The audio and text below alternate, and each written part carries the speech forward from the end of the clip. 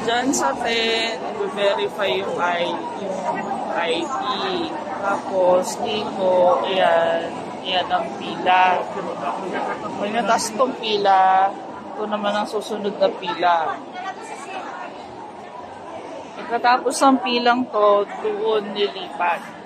Doon sa pinakaunahan, doon ang cashier.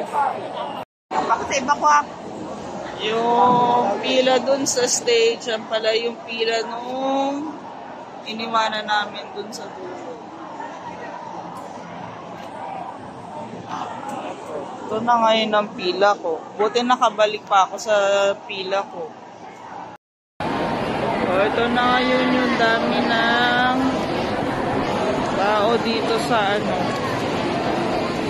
sa pila ng mga seniors.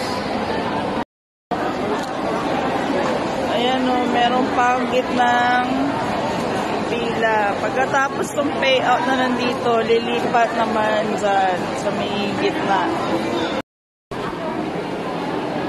O, anong oras na to? Andito pa rin. O, haba pa rin din ng pila. O.